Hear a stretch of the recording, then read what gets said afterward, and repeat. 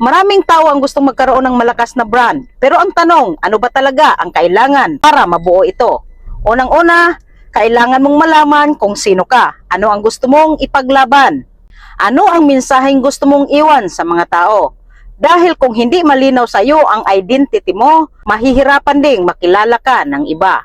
Pangalawa, consistency. Hindi sapat na maganda ang isang content mo ngayon, tapos bukas ibang-iba na naman ang direksyon. Ang mga taong may matitibay na brand ay paulit-ulit na nagbibigay ng halaga sa parehong misyon at mensahe. Pangatlo, credibility.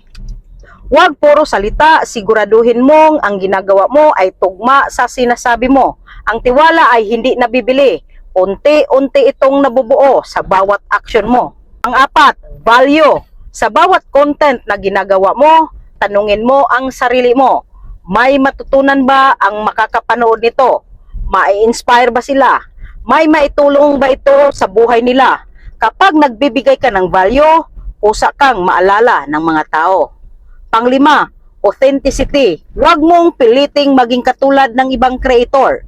Matuto sa kanila pero huwag mong kopyahin ang personalidad nila. Ang tunay na lakas ng brand ay nasa pagiging ikaw. At panghuli, patience. Ang brand ay hindi nabubuo sa isang viral video. Nabubuo ito sa daan-daang content, sa consistency at sa tiwalang unti-unti mong pinapatunayan sa audience mo. Tandaan mo ito, hindi ka nagbibuild ng brand para lang sumikat. Nagbibuild ka ng brand para kapag narinig ng tao ang pangalan mo, may halaga at tiwala agad na pumapasok sa isip nila. Kaya simulan mo ngayon, maging malinaw sa layunin, maging consistent sa ginagawa at huwag tumigil sa pagbibigay ng halaga. Dahil ang matibay na brand ay hindi aksidente. Ito ay sinasadyang buuin araw-araw.